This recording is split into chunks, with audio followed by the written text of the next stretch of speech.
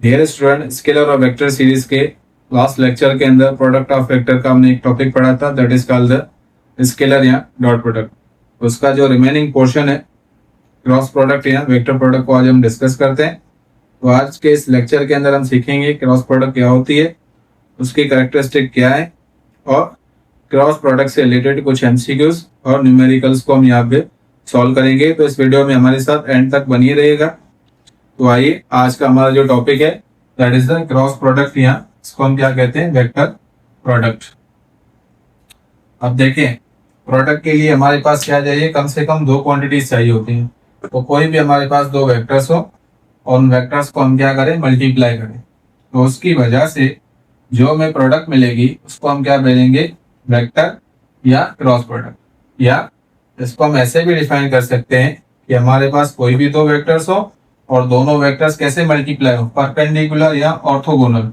तो उसकी वजह से जो हमें क्वांटिटी मिलेगी वो कौन सी मिलेगी, हमेशा वेक्टर क्वांटिटी। और उस प्रोडक्ट को हम क्या कहेंगे, वेक्टर प्रोडक्ट या क्रॉस प्रोडक्ट कहेंगे। तो मैथमेटिकली इसको हम कैसे लिखेंगे, वेक्टर ए, अब इसके बीच में हम क्या लगाएंगे, क्रॉस की साइन, इसीलिए इसको हम क्या कहते हैं, क्रॉस प्रोडक्ट। तो ए क्रॉस बी किसके बराबर हो जाएगा, हमारा ए बी, और उन दो वेक्टर्स के बीच की एंगल। तो मिसाल के तौर पे हमारे पास कोई भी दो वेक्टर है, एक वेक्टर हमारे पास कौन सा है, ए, और एक वेक्टर हमारे पास क्या है, बी वेक्टर। तो इन दोनों की जो प्रोडक्ट है वो हमेशा हमें क्या देगी, एक वेक्टर प्रोडक्ट या cross product.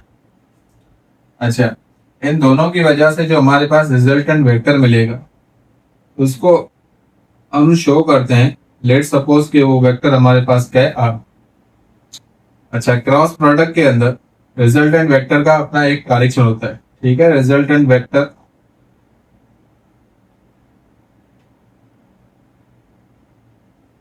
Has on direction, उसका अपना एक क्या होता है, डायरेक्शन होता है। डॉट प्रोडक्ट की तरह नहीं है, इसका क्या है, अपना एक डायरेक्शन होता है। और वो डायरेक्शन क्या होता है, mutually perpendicular to both vectors, ठीक है। तो हमारे पास जो रिजल्टेंट वेक्टर आएगा उसका अपना क्या होता है, डायरेक्शन होता है। और उसका जो डायरेक्शन है दोनों वेक्टर्स के ऊपर क्या होता है, म्यूचुअली परपेंडिकुलर होता है। तो इसका डायरेक्शन हम कैसे फाइंड करते हैं, इसके लिए हम यूज करते हैं right hand thumb rule. Right hand thumb rule को यूज करके हम क्रॉस प्रोडक्ट का डायरेक्शन फाइंड कर सकते हैं। यहाँ जब हम वेक्टर्स को मल्टीप्लाई करें, क्वांटिटी अगर हमें वेक्टर मिले तो वो क्वांटिटी का हमेशा क्या होगा, एक नया डायरेक्शन होगा। और उसका डायरेक्शन कैसा होगा, दोनों वेक्टर्स के ऊपर हमेशा perpendicular, mutually perpendicular to the both vectors. और उसका डायरेक्शन हम कैसे फाइंड करेंगे, राइट हैंड थंब रूल की मदद से। तो डायरेक्शन कैसे फाइंड करते हैं, तो डायरेक्शन फाइंड करने के लिए हम क्या करेंगे, फर्स्ट वेक्टर की डायरेक्शन में अपनी फिंगर्स को क्या करेंगे, हम प्लेस करेंगे और फिंगर्स को रोटेट करेंगे सेकंड वेक्टर की डायरेक्शन में। तो ये हमारा वेक्टर ए है, ये फिंगर्स हमारी किसको शो करें, वेक्टर ए को। और वेक्टर बी किस तरफ जा रहा है, इस डायरेक्शन के अंदर। तो ऐसे हम क्या करेंगे, फिंगर्स को रोटेट करेंगे, जहां पे हमारा थंब का डायरेक्शन होगा ये हमारा किसको शो करेगा, रिजल्टेंट के डायरेक्शन को। तो लेट सपोज ये हमारा क्या है, रिजल्टेंट वेक्टर है, ठीक है। तो रिजल्टेंट वेक्टर क्या है, इस प्लेन के ऊपर बिल्कुल परपेंडिकुलर, वेक्टर ए और बी मिलके क्या बना रहे, एक प्लेन। इस प्लेन के ऊपर रिजल्टेंट वेक्टर क्या है, बिल्कुल परपेंडिकुलर है। तो इसको शो करने के लिए हम यहाँ पे क्या लगाते हैं, यूनिट वेक्टर। तो यूनिट वेक्टर हमें क्या बताता है, direction of the resultant vector. इसी तरह से अगर हम बी टू ए है, पहले हमने कहां से स्टार्ट किया, ए टू बी। अगर बी टू ए जाए, ये वेक्टर बी रहा, ए की डायरेक्शन में अगर फिंगर्स को मोड़ते हैं तो थंब हमारा किस तरफ जा रहा है, अंदर की तरफ। थंब कहाँ जा रहा है हमारा, इनसाइड द बोर्ड। तो हमारे पास रिजल्टेंट वेक्टर कैसे बनेगा, कुछ इस तरह से रिजल्टेंट वेक्टर बनेगा और उसका डायरेक्शन कुछ इस तरह से होगा। तो देखें, वेक्टर्स में यहाँ वेक्टर प्रोडक्ट के अंदर जब हम वेक्टर की पोजीशन को चेंज करते हैं, अगर हम ए से बी जाएं, बी से ए की तरफ आए, तो रिजल्टेंट वेक्टर की हमारे पास डायरेक्शन क्या हो रही है, चेंज हो रही है। तो हम कह सकते हैं कि क्रॉस प्रोडक्ट या वेक्टर प्रोडक्ट के अंदर जो ऑर्डर है वो हमारा रिलेवेंट होता है। ठीक है, या हम कह सकते हैं ऑर्डर हमारा क्या मैटर करता है। ऑर्डर क्या करता है, हमारा मैटर करता है। अगर हम ऑर्डर के साथ वेक्टर्स को प्लेस नहीं करते, मल्टीप्लाई नहीं करेंगे, तो रिजल्टेंट वेक्टर का डायरेक्शन बार बार क्या होता है, चेंज होता रहता है। तो इसलिए हमें ये केयरफुली देखना होता है कि रिजल्टेंट वेक्टर का डायरेक्शन किस डायरेक्शन के अंदर मौजूद है। मिसाल के तौर पे हमने सबने पढ़ा है torque, turning effect. Vector product होती है, किसकी प्रोडक्ट है, moment of arm multiply by the force vector. ठीक है, तो जब हम अब मोमेंट ऑफ आर्म हमारे डोर में काम आती है, स्क्रूज वगैरह को ओपन क्लोज करने के अंदर। तो जब हम किसी भी स्क्रू को क्लॉकवाइज घुमाते, ठीक है, स्क्रू ड्राइवर को जब हम क्लॉकवाइज घुमाते हैं तो हमारा स्क्रू कहाँ जाता है, अंदर की तरफ। इसी तरह से अगर हम उसको एंटी क्लॉकवाइज घुमाते हैं तो स्क्रू हमारे किस डायरेक्शन में आता है, बाहर की तरफ आता है। तो एक चक्कर में जब हम फोर्स लगा रहे हैं तो उसकी वजह से टार्क कौन सा जनरेट हो रहा है, क्लॉकवाइज टार्क पैदा हो रहा है, जिसकी वजह से नट कहाँ जा रहा है, अंदर की तरफ जा रहा है, और ये हमारा डायरेक्शन किसका हुआ, टार्क का।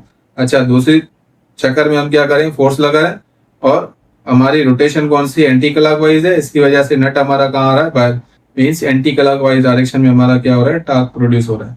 तो एक क्वांटिटी के डायरेक्शन को चेंज करने से दूसरी क्वांटिटी का डायरेक्शन भी क्या हो गया, चेंज। एक बार फोर्स हमने ऐसे लगाई है, एक बार हम फोर्स कैसे लगा रहे हैं, इस तरह से। एक में क्लॉकवाइज है, एक में फोर्स कैसे लगा रहे हैं हम, एंटी क्लॉकवाइज। तो जिस तरीके से हम फोर्स लगाएंगे उस तरह से हमारी जो रिजल्टेंट क्वांटिटी है उसका इफेक्ट भी हमें नजर आता है। तो एक चक्कर में हम इसको ऐसे घुमाते हैं, इस तरह से घुमाते हैं। तो जब हम इसको रोटेट करते हैं फोर्स लगा के, तो फोर्स इसके ऊपर हम कैसे लगा रहे हैं, इस तरह से। ये हमारी मोमेंट ऑफ आर्म है, ये हमारी फोर्स का डायरेक्शन है। तो ऐसे हम फोर्स लगा रहे हैं तो इसकी वजह से स्क्रू कहाँ जा रहे हैं, अंदर की तरफ। तो हमारे पास जो टार्क प्रोड्यूस हुआ वो कौन सा हुआ है, क्लॉकवाइज। दूसरे में हम क्या कर रहे हैं, एंटी क्लॉकवाइज रोटेशन कर रहे हैं, तो इसकी वजह से स्क्रू हमारा कहाँ जाता है, बाहर। तो एक क्वांटिटी को चेंज करने से मोमेंट ऑफ आर्म हमारा वही है, सिर्फ फोर्स के डायरेक्शन को चेंज करने से क्या हुआ है, टार्क का डायरेक्शन भी क्या हो गया, चेंज। एक बार में स्क्रू अंदर की तरफ जा रहा है, एक बार में स्क्रू हमारा कहाँ पे आता है, बाहर की तरफ आ रहा है। तो वेक्टर प्रोडक्ट या क्रॉस प्रोडक्ट के अंदर जो हमारा रिजल्टेंट का डायरेक्शन है वो मैटर करता है, वो रिलेवेंट होता है। वही हमें बताता है कि जो दो वेक्टर्स है उनका रिजल्टेंट किस डायरेक्शन में, आइदर वो क्लॉकवाइज है, आइदर वो हमारा एंटी क्लॉकवाइज। उसके बाद हम इसकी प्रॉपर्टीज पढ़ते हैं, या इसके जो करेक्टरिस्टिक्स हैं उनको स्टडी करते हैं। इसके हम करेक्टरिस्टिक्स की बात करें, यहाँ क्रॉस प्रोडक्ट की प्रॉपर्टीज की बात करें तो क्रॉस प्रोडक्ट की properties on the basis of the angle between the vectors. First हमारे पास प्रॉपर्टी है, अगर हम एंगल कितनी रखें, 0 डिग्री रखें, तो हमने फार्मूला पढ़ा है, क्या होता है, ए क्रॉस बी इसके बराबर होता है A B sine of theta, angle between the vectors. Sine 0 रखें, साइन 0 की वैल्यू हमारे पास क्या होती है, 0 डिग्री, तो रिजल्टेंट हमारे पास क्या आ जाएगा, 0 डिग्री। या हम कह सकते हैं कि वेक्टर्स आपस में क्या हो, पैरेलल। तो जब वेक्टर्स पैरेलल होंगे तो उनकी वेक्टर प्रोडक्ट हमेशा हमें क्या मिलेगी, 0, या उसकी जो क्रॉस प्रोडक्ट मिलेगी वो हमेशा हमारे पास क्या होगी, 0। लेट सपोज कि ये वेक्टर ए हमारे पास और ये वेक्टर हमारे पास क्या है, बी, तो इन दोनों के बीच की एंगल कितनी है हमारे पास, 0 डिग्री है। इसी तरह से इसका दूसरा करेक्टरिस्टिक पढ़ते हैं, जब हम वेक्टर्स के बीच में एंगल कितनी रखें, 90 डिग्री रखें, तो ए क्रॉस बी इसके बराबर हो जाएगा हमारा ए बी साइन 90 डिग्री, और साइन 90 की वैल्यू हमारे पास क्या होती है, 1। तो रिजल्ट हमें क्या मिलेगा, मैक्सिमम। पॉजिटिव भी मिलेगा और साथों साथ रिजल्ट हमें क्या मिल रहा है, मैक्सिमम। जब वेक्टर्स पैरेलल है, वहां पे देखें वेक्टर्स पैरेलल था तो रिजल्ट हमारे पास क्या था, मैक्सिमम। परपेंडिकुलर थे तो रिजल्ट हमारे पास क्या था, जीरो। क्रॉस प्रोडक्ट में बिल्कुल उल्टा है, वेक्टर्स पैरेलल है तो रिजल्टेंट क्या है, जीरो, क्योंकि due to the trigonometric ratio, जो हमारे पास ट्रिग्नोमेट्रिक रेशियो है बिटवीन द वेक्टर्स। उसके बाद अगर हम बात करें,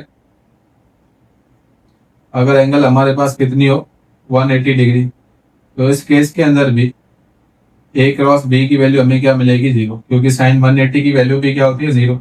जीरो की जीरो है, 180 की भी क्या होगी, जीरो। इसी तरह से फोर्थ की बात करें, अगर हमारे पास एंगल कितनी है, 270 डिग्री, तो ए क्रॉस बी हमारा किसके बराबर हो जाएगा, माइनस ए इंटू, ठीक है। साइन की वैल्यू पुट करें, साइन 270 किसके बराबर होता है, -1 के, तो -1 multiply by the A B, तो वैल्यू हमारे पास क्या आ गई, माइनस का ए बी, मीन्स आंसर हमारा क्या होगा, मैक्सिमम, लेकिन नेगेटिव होगा। तो इसका मतलब क्या है कि वेक्टर्स आपस में क्या होंगे, एंटी होंगे, ठीक है। एक 90 के डायरेक्शन में होगा, एक हमारा किस डायरेक्शन में होगा, 270 के डायरेक्शन में, मीन्स एंटी पैरेलल होगा। इस केस में नहीं, ये पैरेलल वाला केस नहीं है, ये पैरेलल वाला। एक हमारा वेक्टर ऐसे होगा और दूसरा वेक्टर हमारा कैसे होगा, इस तरीके से होगा, ठीक है। तो इन दोनों के बीच की जो अगर हम बनाएं इस तरह से, तो ये हमारा होता है 90, ये हमारा कितना होगा, 180, और ये हमारा क्या होगा, 270। और यहाँ पे जो हमारा आएगा वो 0 से 270 तक एक वेक्टर है। यहाँ से हमारी जो एंगल बनेगी इन दो वेक्टर्स के बीच में, वो कौन सी बनेगी, 270 डिग्री। यहाँ से यहाँ 90, यहाँ तक कितनी बनेगी, वेक्टर ए और बी के बीच में 180, और यहाँ से यहाँ तक जो एंगल बनेगी दैट इज द 270, अगेन 360 बनेगी हमारे पास। उसके बाद इसका कैरेक्टरिस्टिक नंबर 5, अगर वेक्टर खुद के साथ multiply, if vector multiplied by itself, अगर वो खुद के साथ मल्टीप्लाई, तो जब वेक्टर खुद के साथ मल्टीप्लाई होगा तो वेक्टर्स आपस में क्या हो जाएंगे, पैरेलल। एक वेक्टर है, ऐसे क्या होते हैं, दोनों वेक्टर्स हमारे परपेंडिकुलर होते हैं। तो अगर इटसेल्फ खुद के साथ मल्टीप्लाई हो जाएगा तो वेक्टर्स के बीच की एंगल क्या हो जाएगी हमारी, 0 डिग्री। तो इस केस के अंदर ए क्रॉस बी का जो जवाब है वो भी हमें क्या मिलेगा, यहाँ पे 0 मिलेगा, ठीक है। तो यही सेम कंडीशन हम पीछे भी पढ़ के आए हैं। इसी सेम कंडीशन पे हमने पीछे देखा है,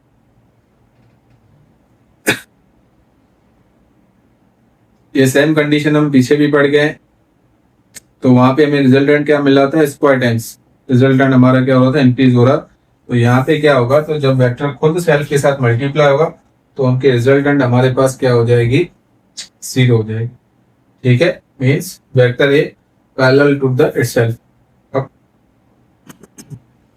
उसके बाद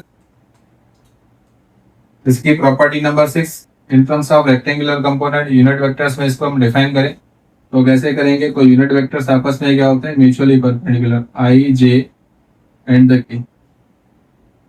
अब देखें यहाँ पे आई क्रॉस आई का जवाब हमें क्या मिलेगा, यहाँ पे हमेशा 0, क्योंकि सेल्फ के साथ मल्टीप्लाई होगा तो एंगल क्या हो जाएगी, 0, और 0 पे जवाब हमें क्या मिलता है, प्रोडक्ट का 0।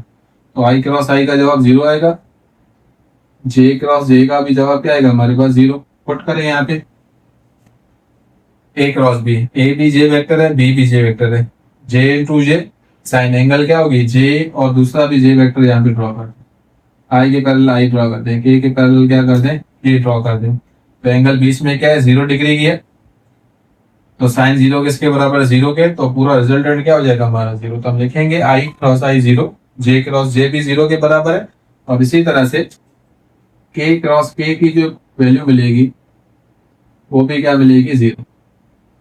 इसी तरह से इसका सातवां कैरेक्टरिस्टिक देखें तो आई क्रॉस जे की वैल्यू हमें क्या मिलेगी, 1। क्यों, क्योंकि ये दोनों यूनिट वेक्टर्स आपस में क्या है, ऑर्थोगोनल है इन terms of the rectangular component. हमने पढ़ा है, तो जब वेक्टर्स आपस में क्या हो, परपेंडिकुलर हो, ऑर्थोगोनल हो, ठीक है, तो रिजल्ट हमें क्या मिलता है, पॉजिटिव या मैक्सिमम। तो यूनिट वेक्टर का मैक्सिमम जवाब कितना होता है 1, तो आई क्रॉस जे की वैल्यू हमें क्या मिलेगी 1। इसी तरह से जे क्रॉस के को देखें, इसकी भी वैल्यू हमारे पास क्या आएगी 1। वहां पे डॉट प्रोडक्ट में सब ये 1 1 थे, ये 0 थे। अब यहाँ पे क्रॉस प्रोडक्ट में ये सब 0 है, इन सब की वैल्यूज हमारे पास क्या आएगी 1। इसी तरह से के क्रॉस आई को देखें तो उसकी भी वैल्यू हमारे पास क्या आएगी 1। अच्छा, अगर मैं इसको लिखूं जे क्रॉस आई तो इसकी वैल्यू क्या बन जाएगी -1। अभी हमने सीखा है कि जब आप वेक्टर्स की पोजीशन को चेंज करेंगे तो रिजल्टेंट का डायरेक्शन क्या हो रहा है चेंज। अगर हम आई टू जे जाए तो के की डायरेक्शन में हमें रिजल्टेंट मिल रहा है, अगर जे टू आई की डायरेक्शन में जाएंगे तो के की डायरेक्शन में रिजल्टेंट मिला, लेकिन वो इनवर्ट है। पहले हमारे पास कहाँ था आउटवर्ड डायरेक्शन में, अब कहाँ पे मिला इनवर्ट। मीन्स एक क्लॉकवाइज है, एक हमारा क्या होगा एंटी क्लॉकवाइज, या एक अंदर की तरफ जा रहा है, एक हमारा क्या कहाँ आ रहा है बाहर की तरफ। तो जब हम डायरेक्शन चेंज करेंगे तो साइन भी हमारी क्या हो जाएगी चेंज। जैसे हमने 270 देखें, ये ए टू बी हम जा रहे हैं, अगेन हमने क्या किया डायरेक्शन को चेंज कर दिया, तो रिजल्टेंट का भी डायरेक्शन क्या हो जाएगा हमारा चेंज। पहले हमें रिजल्टेंट कैसे मिला था, ऐसे मिला था, ठीक है। अब आप रिजल्टेंट देखें तो कैसे मिलेगा, कुछ इस तरह से मिल रहा है। तो जब हम ऑर्डर को चेंज करेंगे क्रॉस प्रोडक्ट के अंदर तो रिजल्टेंट का डायरेक्शन भी क्या होगा चेंज। वाई क्रॉस जे का जवाब क्या है 1, जे क्रॉस आई का जवाब क्या आएगा -1। इसी तरह से जे क्रॉस के, अगर इसको हम के क्रॉस आई लिख लें तो इसका जवाब भी हमारे पास क्या बन जाएगा -1। और के क्रॉस आई इसको हम लिखते हैं आई क्रॉस यूनिट वेक्टर के, तो इसका भी जवाब हमारे पास क्या आएगा -1। आई होप के समझ में आ रहा होगा। देखिए आई डॉट जे जा रहे हैं, रिजल्टेंट का है बाहर की तरफ, लेट सपोज के इस तरफ है, अब ऐसे जाए आई टू जे जाए तो रिजल्टेंट कहा जा रहा है इन्वर्ट द बोर्ड। पहले बोर्ड से आउट था, अब कहा जा रहा है बोर्ड के अंदर जा रहा है। तो दोनों के अंदर डायरेक्शन हमारा क्या हो रहा है चेंज। क्यों, क्योंकि वेक्टर्स की पोजीशन को हमने क्या किया है चेंज किया है। तो यहाँ पे हमने रेक्टेंगुलर कंपोनेंट्स के टर्म में लिया, तो एक का रिजल्टेंट अंदर की तरफ है, एक का रिजल्टेंट का डायरेक्शन कहाँ पे बाहर, तो डायरेक्शन चेंज हो रहा है। इसलिए हम क्या करेंगे साइन के थ्रू नोटेशन, साइन के थ्रू हम बताएंगे, या उसके अंदर हम साइन क्या करेंगे चेंज करेंगे, जो इंडिकेट करेगी कि रिजल्टेंट का डायरेक्शन क्या हो रहा है चेंज हो रहा है। इसी तरह से हम लिख सकते हैं आई क्रॉस जे किसके बराबर है 1 के। अब हमने सीखा है कि क्रॉस प्रोडक्ट या वेक्टर प्रोडक्ट की डेफिनेशन को अगर हम देखें प्रीवियस स्लाइड के अंदर, जो इसी लेक्चर में हम जो प्रीवियस स्लाइड पढ़ी हमने, उसमें हमने देखा है कि जो रिजल्टेंट वेक्टर है उसका डायरेक्शन हमेशा हमें कहाँ मिलता है, एक नए डायरेक्शन के अंदर, ठीक है। जो वेक्टर्स की प्रोडक्ट है, लेट सपोज ये वेक्टर ए वेक्टर बी है, तो उसका रिजल्टेंट कुछ इस डायरेक्शन में हमें मिलेगा, और उसको हमने फाइंड कैसे किया, राइट हैंड थंब रूल। और वो रिजल्टेंट इन दोनों के ऊपर हमेशा क्या होता है म्यूचुअली परपेंडिकुलर होता है। मींस एक अगर वेक्टर एक्स है एक वाई है तो इसके म्यूचुअली परपेंडिकुलर एक्सिस कौन सा जेड, तो रिजल्टेंट हमारा कहाँ होगा जेड डायरेक्शन के अंदर। तो देखें अगर आई और जे ये हमारे वेक्टर है तो इसका रिजल्टेंट कौन सा होगा के, कह सकते हैं हम। क्यों, क्योंकि ये के जो यूनिट वेक्टर है ये दोनों के ऊपर क्या, एक तो म्यूचुअली परपेंडिकुलर भी है, ठीक है, और बिल्कुल क्या है एक नए डायरेक्शन के अंदर है, ना आई के डायरेक्शन में ना ही जे के डायरेक्शन में, इसका अपना एक डायरेक्शन है, और उन दोनों के ऊपर क्या है म्यूचुअली परपेंडिकुलर। तो हम कह सकते हैं कि आई क्रॉस जे जो है वो 1 के बराबर भी होगा, वो किसके बराबर होगा के बराबर। इसी तरह से जे क्रॉस के, ये रहा जे क्रॉस के, अब आई इसके ऊपर क्या परपेंडिकुलर है और इसका अपना क्या डायरेक्शन है, तो हम लिख सकते हैं इसका जवाब जे क्रॉस के का 1 भी आएगा, या हम कह सकते हैं इसका जवाब हमें क्या मिलेगा यूनिट वेक्टर आई। इसी तरह से के क्रॉस आई को देखें तो इसकी भी वैल्यू हमारे पास क्या है 1। अब देखें ये रहा के क्रॉस आई, तो इसका रिजल्टेंट क्या है जे के डायरेक्शन में, तो जे एक यूनिट वेक्टर है, लेकिन यूनिट वेक्टर आई और के का क्या रिजल्टेंट शो करता है, और इसका इतना एक डायरेक्शन है, तो इसको हम लिख सकते हैं के क्रॉस आई किसके बराबर है जे। तो इनको हम कैसे लिखेंगे, जे क्रॉस आई किसके बराबर हो जाएगा -के, वही सेम कॉन्सेप्ट यूज करेंगे। के क्रॉस आई किसके बराबर होगा -a के। क्यों, क्योंकि हमने वेक्टर्स की पोजीशन को क्या किया चेंज, तो रिजल्टेंट डायरेक्शन भी हमारे पास क्या होता है चेंज। आई क्रॉस के, सॉरी यहाँ पे हमने जे क्रॉस के, यहाँ पे आएगा के क्रॉस जे, तो यहाँ पे हमें वैल्यू क्या मिलेगी आई, और यहाँ पे हमें क्या मिलेगा -का जे। आई होप कि आपको समझ में आ रहा होगा। अच्छा, उसके बाद हम इसका एक एग्जांपल सॉल्व करते हैं कि how to solve the numerical in terms of the rectangular component. अच्छा, इसकी एक और हम प्रॉपर्टी पढ़ लेते हैं, प्रॉपर्टी नंबर 8। अच्छा, कम्यूटेटिव प्रॉपर्टी जो इसके अंदर वैलिड नहीं है, हम नहीं लिख सकते A cross B not equal to B cross A, कभी भी आपस में बराबर नहीं होंगे। अब क्यों नहीं होंगे, ये बार बार हम इस वीडियो के अंदर, इस लेक्चर के अंदर डिस्कस कर रहे हैं कि रिजल्टेंट का डायरेक्शन क्या हो जाता है, चेंज। कैसे लिख सकते हैं, बराबर कब होगा, A cross B equal to minus B cross A, simple लगाएंगे हम, फिर हम कह सकते हैं कि आपस में क्या है, इक्वल है। देखें, कम्यूटेटिव प्रॉपर्टी हमारी वैलिड नहीं है। कम्यूटेटिव प्रॉपर्टी क्या होती है हमारी, ए बी किसके बराबर हो, बी इंटू ए। ठीक है, तो ए क्रॉस बी क्रॉस ए के बराबर नहीं है, माइनस बी क्रॉस ए के बराबर। इसी तरह से हम कह सकते हैं कि वेक्टर प्रोडक्ट हमारी क्या होती है, एसोसिएटिव।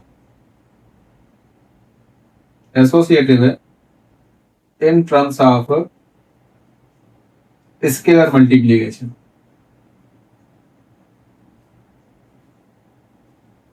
अब एसोसिएटिव प्रॉपर्टी तीन क्वांटिटीज के बीच में होती है, तो इसको हम कैसे लिख सकते हैं, इसको मैं यहाँ पे लिखता हूँ। लेट सपोज हमारे पास कोई भी स्केलर नंबर है m इंटू ए क्रॉस बी, या इसको हम कह सकते हैं m क्रॉस ए या m into A multiply by the vector B. ठीक है, तो तीन वेक्टर्स को अगर हम साथ में मल्टीप्लाई करेंगे तो फिर हमारी जो वेक्टर प्रोडक्ट है वो वैलिड नहीं रहेगी। तो हमारे पास कोई भी दो वेक्टर हो और उसके साथ अगर हम एक नंबर को मल्टीप्लाई कर दें तो नंबर उसके रिजल्टेंट डायरेक्शन को चेंज नहीं करेगा। नंबर का काम क्या होता है, सिर्फ मैग्नीट्यूड को बढ़ा देना। तो हम कह सकते हैं कि एसोसिएटिव प्रॉपर्टी जो है वो हमारी क्या है, वैलिड है। उसके बाद इसको अगर हम लिखें in terms of the rectangular component तो कैसे लिखेंगे, वेक्टर ए हमारा क्या हो जाएगा, in terms of unit vector A X I plus A Y J plus A Z K. इसी तरह से वेक्टर बी को हम कैसे लिखेंगे, B x I plus B Y J plus B Z के। तो ये हमारे पास क्या है, वेक्टर ए और B in terms of the rectangular component by using the unit vectors। उसके बाद हम इसका एक एग्जांपल सॉल्व करते हैं, इसको नोट डाउन करें। मिसाल के तौर पे हमारे पास एक वेक्टर ए है 3i प्लस 5j माइनस 3 का के, और वेक्टर बी हमारे पास है 2i प्लस 8j माइनस के 9 के। हमें कोई कहे बताएं कि ए क्रॉस बी क्या होगी या इनकी क्रॉस प्रोडक्ट क्या होगी। तो अब इसको सबको मल्टीप्लाई करने की नीड नहीं, शॉर्ट ट्रिक यही है इसकी। आई को ऑर्डर के साथ, आई को किसके साथ करें, ए क्रॉस बी करें। तो हमने अभी पढ़ा है, क्या लिखते हैं, आई क्रॉस जे, फिर क्या होता है जे क्रॉस के, ऐसे लिखते हैं। फिर हमारे पास क्या होता है के क्रॉस आई। इन सब का जवाब क्या आता है हमारे पास 1 या के आई, और इसको हम किसके साथ शो करते हैं, जे के साथ। तो कैसे करना है, तरतीब के साथ, आई जे के साथ, जे किसके साथ होगा, के साथ, और के हमारा किसके साथ मल्टीप्लाई होगा, आई के साथ। तो आई को जे के साथ करेंगे, 3 इंटू 8 क्या होगा 24। बाकी को हम क्यों मल्टीप्लाई नहीं करें, आपको पता है कि ये आपस में क्या होते हैं पैरेलल, तो इनका रिजल्टेंट क्या मिलेगा हमें, 0 मिलेगा। तो no need to multiply. 3 into 8 24, I into J. इसी तरह से फिर 5j को किसके साथ करेंगे, माइनस 9 के साथ। तो कितने बनेंगे 5 9 सा, ठीक है, हमारे बन जाएंगे 45 जे इंटू के। फिर हमें किसके साथ करना है, के को आई के साथ। तो माइनस 3 इंटू 6 क्या बन जाएंगे, माइनस के 6 के इंटू आई। तो 24 माइनस 45 माइनस के 6, इनकी वैल्यू क्या होती है 1 1 और 1। तो रिजल्ट हमारे पास क्या मिलेगा, हमारे पास कितने बचे 21 और 6, कितने बन गए हमारे पास 27। ठीक है, अब बी क्रॉस ए करते हैं इसको और देखते हैं कि वाकई रिजल्ट सेम आता है या नहीं, चेंज आता है। अच्छा, बी क्रॉस ए करेंगे तो कैसे करेंगे, अब पहले वेक्टर बी को प्लेस करना है, तो मैं इसको पहले लिखता हूँ, आप इसको लिख के फिर सॉल्व करें। तो वेक्टर बी क्या है, 2i प्लस 8j माइनस के 9k, और वेक्टर ये हमारे पास क्या है, 3i प्लस के 5j माइनस के 3k। तो i into J, 5 to the 2 5 तक कितने बन जाएंगे, 10। फिर हमारे पास j इंटू के 8 इंटू माइनस 3 कितने बने, माइनस के 24। फिर 3 इंटू माइनस 9 कितने बनेंगे, माइनस के 27। तो हमारे पास जवाब कितना आएगा, प्लस के 10 माइनस के 24 बाकी माइनस के 14 और माइनस के 27, कितने जवाब आएंगे, माइनस के 41। तो एक हमारे पास आंसर क्या है, माइनस के 27, एक हमारे पास आंसर क्या है, माइनस के 41। तो ए क्रॉस बी का जवाब जो है वो डी क्रॉस ए के इक्वल नहीं है, इसको हमने प्रूफ किया। ठीक है, 2 5 10 24 27। क्लियर है, आई होप कि आपको समझ में आ रहा होगा। इसी तरह से एक और मिसाल लेते हैं। लेट सपोज वेक्टर ये हमारे पास है 8i और वेक्टर बी हमारे पास है 3k। तो इसकी जब हम क्रॉस प्रोडक्ट निकालेंगे तो वैल्यू हमारे पास क्या मिलेगी जी, मिलेगी, अगर हम a क्रॉस b को करते हैं तो i किसके साथ होगा, j के साथ।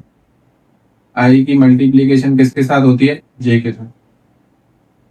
ठीक है, तो i इंटू जे है नहीं नीचे, तो रिजल्ट हमारे पास क्या आएगा, डायरेक्ट 0। तो क्रॉस प्रोडक्ट के जो न्यूमेरिकल्स हैं उसको हम कुछ इस तरीके से सॉल्व करते हैं, अगर वो हमें रेक्टेंगुलर कंपोनेंट की फॉर्म के अंदर गिवन।